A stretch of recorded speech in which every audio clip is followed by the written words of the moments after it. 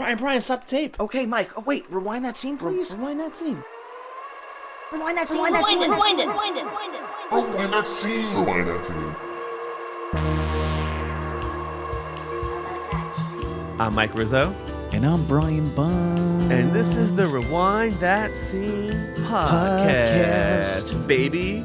Where we go back in time to our favorite 80s, 90s, 2000s movies and dissect our favorite cult classic, talk about it, crew members, actors, directors, writers. And this one is actually probably the most special, other than The Crow, because this was shot in Coney Island, Brooklyn, in our backyard. Oh my goodness. This movie is called The Warriors. Let's talk about those vests and the outfits and the costumes. Baby. Directed by Walter Hill. An amazing, beautiful movie. I mean, so many different cultures and gangs. Yep. I mean, you want to see New York in a special time and place and graffiti. Yes. I mean, you got the R32 Redbird trains on this movie. Yeah. I mean, I'm talking about MTA facts. This is how sick this movie is. So people don't know, but Brian's sons are both obsessed with the trains. They know every train model there is in the MTA. True. So can you imagine a young Brian Bond's kid watching The Warriors in current time? It's true. Also, this is a shout out for Go Super Toe on YouTube. If you want to learn more about trains, check out his account. Sick dude. Loves Super Toe. This movie has it all. This has gangs. It has, the grit. This is our first music composer, actually, ever on the show. This is a huge deal. Rob Mounsey. Very excited to have him. Oh, man. I mean, we're talking about Aaron Neville, Diana Ross, Clapton, James Taylor. I mean, the list goes on. And the history into these sessions and compositions and how you made music to how you make music now. I mean, and the energy and tension that, in these pieces that they made in the background for the Warriors. It's just Rob and the crew here, the musicians. I mean, Riz, it's insane, right? Yeah. We felt it was good because the music definitely is like super driving and super menacing, and like this felt right to have him come on for the music composing aspect of this movie. And to change it up because we always have actors. So we wanted to get more music. We wanted to get more directors, more crew members. And Brian's a musician. So Brian, when we first touched base with Rob, Brian kind of had a little orgasm, so I think that was nice. You never know where Michael's going to go. RatedR.com.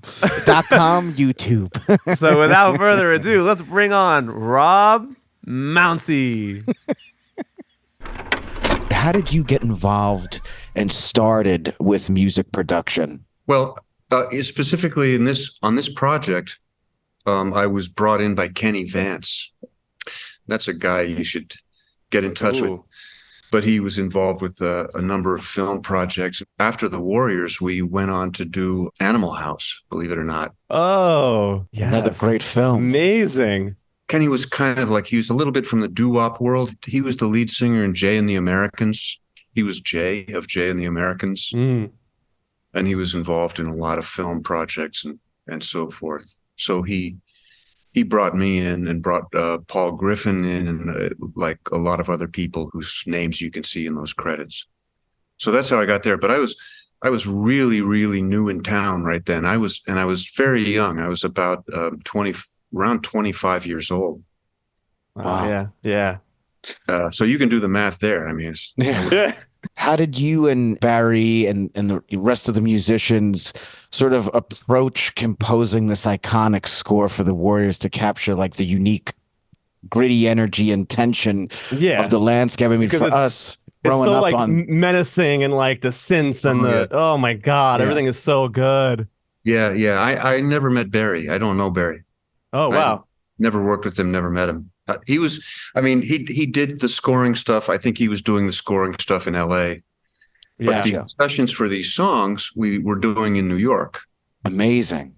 Yeah. So you were like basically working on this in the location of the film, which I love. Yeah, exactly. Yeah, I guess that's true. That's awesome.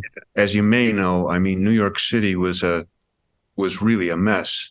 It was really run down, and the crime was terrible. But I was new in town. I just loved being here. I was so excited to be here. Absolutely. I didn't really, I didn't see the blemishes and the flaws that much. It was just exciting to be in New York and be working, Right.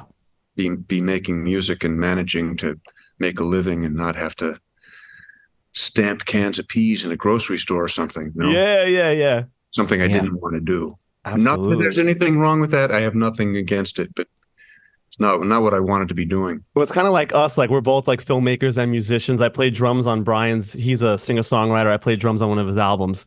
And yeah, it's kind of the same thing with us. Like we always kind of wanted to surround ourselves with film and music and all things creative. So Yeah. it's kind of the same, And this film has that really good New York origin and history, especially the trains, right? Oh my God. And yeah, I love to know too, how did you approach working on some of these motifs and pieces of music? Were you working sort of and arranging them on like a piano at first or different tools at the time? Yeah, or like working with like the director Walter Hill. Like, did you guys go back and forth on like ideas or anything like that? No, never met the director. Wow. Basically, we were working on songs. Yeah, yeah.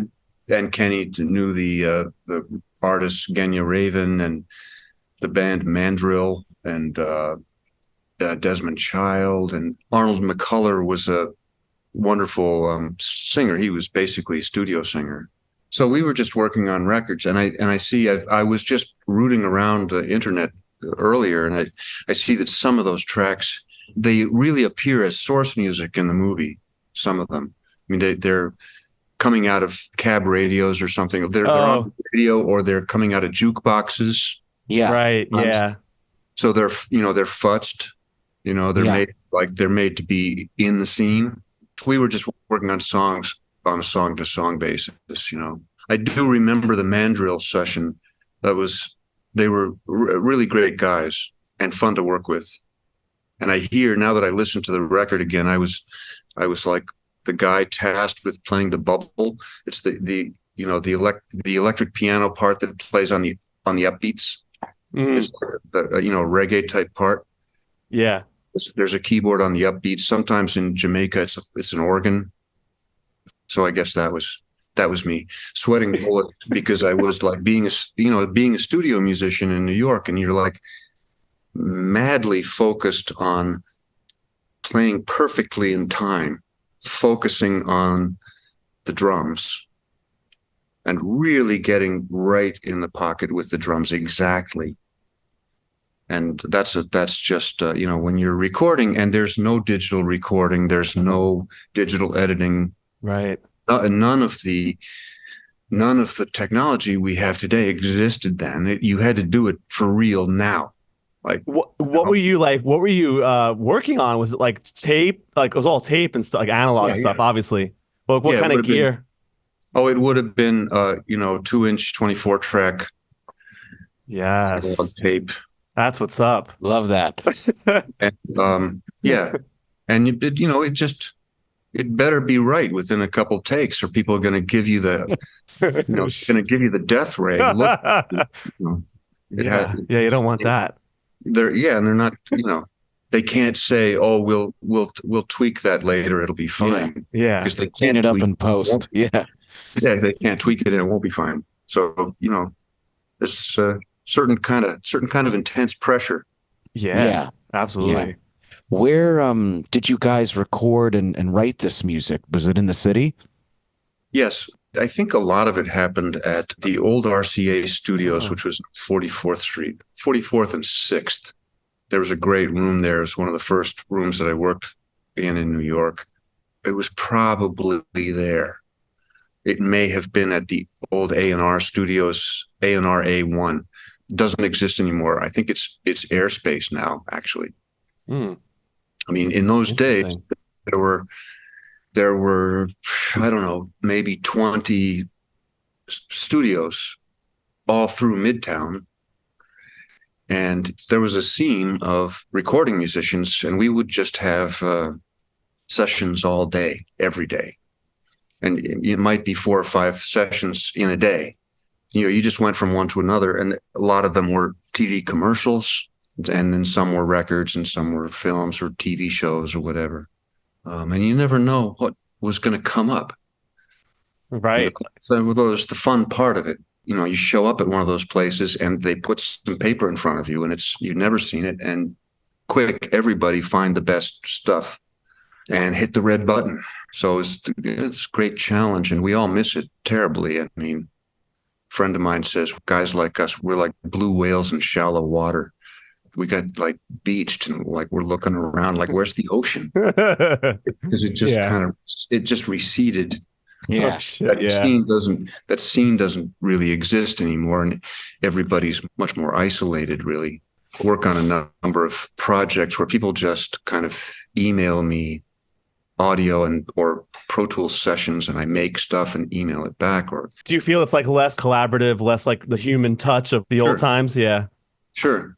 I mean, you can collaborate over the phone and over email and stuff, but it's not the same as being in the same room. I mean, yeah. I was really, really fortunate to play with some of the greatest rhythm sections in the world, to like regularly play with my buddy Will Lee and Steve Gadd and all these great guitarists. I could name like a dozen of them, and other great bass players and drummers, and learning to make that really work is just the greatest. I mean, it's just a really happy feeling. Special. Well, you can, like with a band, with a rhythm section, you can feel it when everybody finds their right little parts and everybody starts really feeling everybody else's pocket. It's a little bit like the air becomes electric, and everything just, time stops. Like it kind of becomes like one big animal instead of a bunch of people. It's like one big animal, and like it meshes. Like you can feel it when it happens. Everybody feels it when everybody's really playing to make the ensemble sound good, not playing to make themselves sound good. You know what I mean? Yeah. Everybody's really inside everybody else's ears. Remember a lot of moments like playing piano chords on the backbeat and listening really hard to the snare drum. You know what I mean? Mm-hmm. Every one of those chords is going to be really inside the snare drum, and it gets there to within 5 milliseconds or so. It has to be within 10 milliseconds, really. And we start to feel that happening, and you can really feel where the other guy is playing. It's a little bit like, which instrument am I playing now? Am I the drummer or am I the piano player? I don't remember. You know what I mean? Yeah. Funny feeling. Who's playing what? It's really a cool thing. So it's a special challenge to play with a band like that, like the way that those tracks were done with a live band. We did a significant deep dive on you, man, and your credits are phenomenal. So amazing. Thanks. You've worked with like Diana Ross, Steely Dan, Madonna, Rihanna. What if you had to pick like one of your favorite sessions or memories or things that you're most proud of, or a good story making some of these? What would be your favorite record or thing that you worked on, or even movie or TV show? Yeah, well, I guess the story has to be the song Gaucho. It was the title song for the Steely Dan album Gaucho. Yeah. It's very, very, this stuff is very written out, especially the piano part is really very, Donald Fagen had really notated pretty much everything, which is generally what he did, most of it. I was playing piano. Victor Feldman, great LA musician, was playing electric piano. And my buddy Steve Kahn was a guitarist. Anthony Jackson was playing bass. And the late, great Jeff Porcaro was the drummer. He was really phenomenal player. And we were recording to a click track to keep the tempo super consistent, right? And we did many, many takes from about 12 noon to 12 midnight. Not many breaks, like 12 hours straight, but just obsessed with getting that track right. And it's complicated, and it's this long song, and it's got this long instrumental in the middle, which is actually sort of like a completely different song shoehorned in there. It's like new, fresh musical information as this long instrumental, and it was really interesting. And at midnight, they kept coming out and like kind of pointing at the monitors and nah, like never happy. And we didn't know why. To us, like after a few tries, every take sounded perfect to us. We weren't making mistakes. We knew what we wanted to do. Everybody was really playing together. We didn't know what we were doing wrong. And they finally said, damn it, I guess we'll just never get this song. Thanks for trying, everybody. We're just going to throw the song out. What? Yeah. And they left. Oh, shit. Donald and Walter left. And Victor Feldman, who was from out of town, went back to his hotel. And then the four of us, and Gary Katz, the producer, with the four of us stayed to do more takes. And my buddy Steve Kahn sort of claims credit for persuading everybody to stay, which I don't remember that, but it sounds about right. He probably did. That sounds right. That he probably said, we are going to stay and get this, okay, everybody? And so four of us stayed, Steve and me and Anthony and Jeff Porcaro. And we stayed until 4 a.m. and we did 7 more complete takes to a click. Like everybody's exhausted. We all split around 4 a.m., like crawl home. Jeff Porcaro has to go straight to the airport and get a flight to Oklahoma City, where he was doing a concert with his brothers in the band Toto. And then a couple days later, we all got these messages from Donald and Walter saying, hey, we really want to thank you guys for staying. We think there might be something here we can use. Oh. Okay. Mm-hmm. So we understood, like they cut 2-inch master. And this, when you made edits in these days, you had a splicing block. It was like this. And you had a razor blade, the white tape. They cut the 2-inch master in at least 20 places. And once they'd done that and they got that where they wanted it, they erased everything but the drums. I'm just letting that sink in for a minute. Wow. All of that. Everything? All of that was only to get the drum performance. Oh. And the rest of us came back. Okay. The rest of us came back. I went back like for 5 hours and I re-recorded the piano part. And then for another 3 hours, I recorded some electric piano stuff. And then some of it is Donald doing his special thing. And Steve Kahn went back for hours, I don't know, 4 or 5 hours, and replayed all his guitar stuff. And they actually erased Anthony, and Walter Becker played the bass. Oh, man. And that's how the track happened. I thought that's probably a little too obsessive compulsive. Yeah, that's insane. But a couple years ago, I got a call from Robin Flans. Robin Flans is a music journalist she wrote a book about Jeff Porcaro.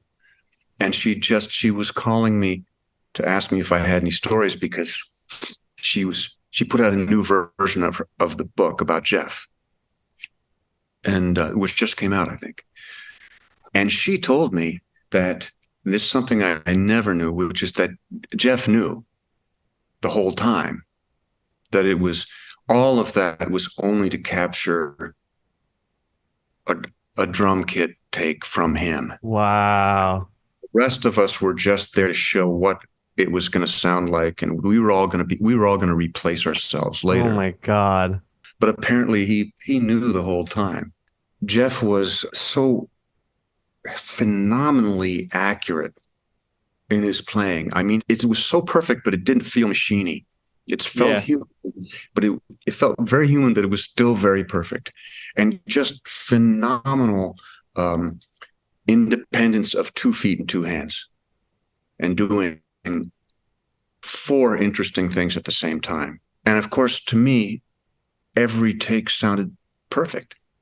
And I was really picky. I mean, I was listening really hard. To me, every take just sounded perfect. Oh my God, I want to go listen to this track now again, like right now. Well, later tonight, I'll vibe out. I'm going to vibe out knowing all the new knowledge. Most of what I'm doing, it really features the piano too, and most of what I'm doing is stuff that Donald notated, except for a few little decorations. Ding ding ding ding ding. Bodacious cowboys. gagong. A couple little decorations were just things that I did and that Donald somehow liked. As Hollywood sometimes is known to reboot a lot of stuff. If they reboot and remake the Warriors and approached you, let's say to make songs again for would you do it again? Sure. Yes. I Why love not? that. Get you back. Yes. Get you back in there. Yeah, set that up for me. Yeah. Get the analog tape Let's out. go.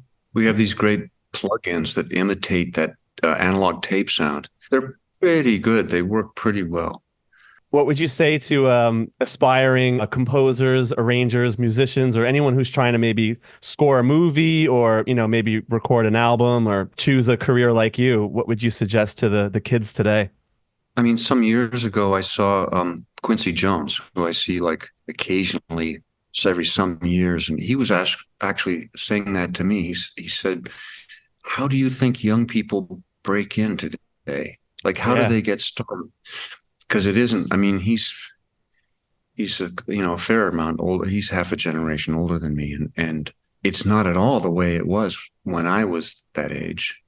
It's completely different, really." And my buddy David Spinoza, a famous guitarist, says the same thing. He's got all these great stories. He said, "I can tell you all the stories of how it was for me, but I'm not sure that the stories are relevant because the scene is completely different. I don't know. Some approach kind of worked well enough for me, but I don't know if it'll work the same way now." Yeah. I mean, my point of view was I knew that I really wanted to write the stuff and write arrangements and stuff like that. And I was so full of anxiety and fear about, can I make a living doing this? My approach was I figured I had to be as versatile as possible and try to grasp all these different styles and be able to travel into all these different musical worlds and get the vocabulary of this and the vocabulary of that so that you can do stuff and it fits in right away, but ideally maybe bring something a little fresh to it as well. So sometimes I get interviewed by somebody and they say, hey, they make a kind of fuss over it. You seem to be so versatile, because I love to do big orchestral arrangements for the pops orchestras, and I do some traditional swinging big band stuff, which I really love. And they say, why is it that you're that versatile and you can live in these different places? And I realized it was from fear. It was from stark terror. I'm not sure that I'm really proud of it, come to think of it. But yeah, it was from makes sense. The terror of, can I make a living? If people are going to call me, I figure I need them to feel like, oh, that Mounsey guy can do anything. He'll get this, and it'll work. That was my approach, but I don't know what happens now. I mean, the younger people in their 20s and 30s, I mean, is there a place for people that do the kind of stuff that I do? I guess so, but how do you get there?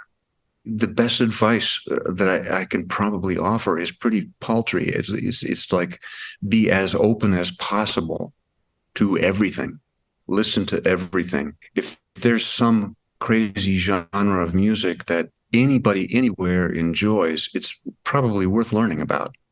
Well said. I think having that fear sometimes has made you focused and evolve. A big motivator, yeah, and a versatile producer. I mean, clearly your work speaks for itself. I mean, you're on so many great records with so many different great people, and then developing that language that is unspoken of with those sessions in the Warriors, like you were saying, the guys just click together, and there's there's that pressure.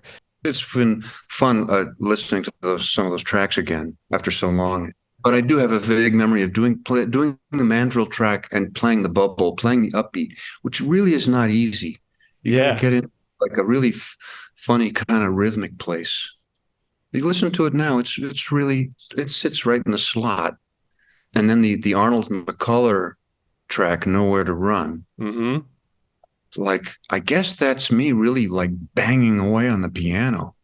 But, It's rhythmically tight. It's with the drums. I think it's maybe Alan Schwartzberg or something. I haven't seen him in a while. Neil Jason, the bass player. I don't know. That was interesting. But I don't remember doing that at all. Oh, you okay, Bob? Oh my God, Bonds almost fell down. Yeah, I just came from the top ceiling from the studio that Rob was in. Wow. Wow, what a sick musician. Also, I love that he lives in Brooklyn, man. Yeah, we should go visit him. Yeah. Should we go? You want to just show up at his door? Yeah, I mean, like, can we play together? Can you record? Should he record a Bobo Touch song? Yeah, I'm sure he'd arrange and produce it in such a sick way. Should he do subway etiquette or the other texting and walking? Maybe, right? Yeah. That'd be good. What an incredible producer, and Yes. he's done also so many other like pieces on in TV and film and Yes. elsewhere, like Sex and the City. He's won Emmy awards. I mean, Bright Lights, Big City. I mean, like really Working Girl. I mean, the best. Yes. And I really think the way, what he was kind of saying, like the way these guys really like made sure they were in tune and had a vibe and the energy.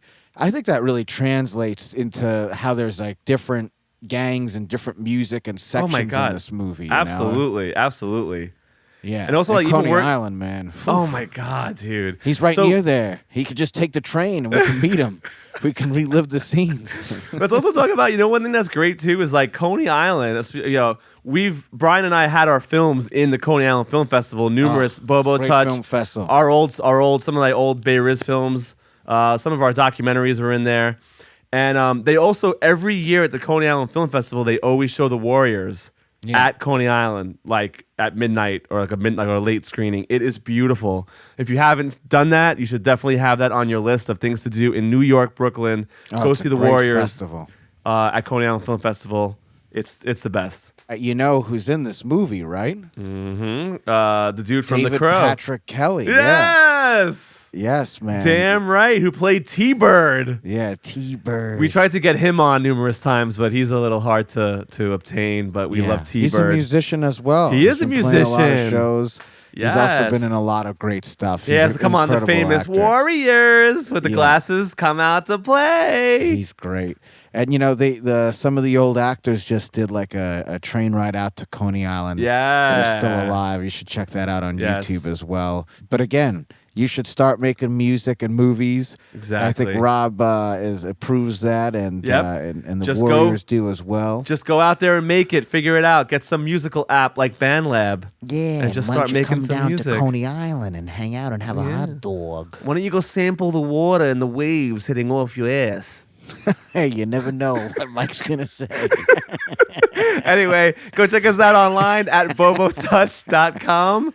On social media. Brian's really nervous that I'm going to say weird stuff. But I don't care. I'm dying in 10 minutes, so it doesn't matter. If Brian dies, you'll find him at the Three Jolly Pigeons. He has a coffin in the back, so. All right, well, thank you for listening. Stay tuned for the next episode. It's never a dull moment at Bobo Touch. You know, it's our HQ. Bye. Yeah, we love you guys. Bye.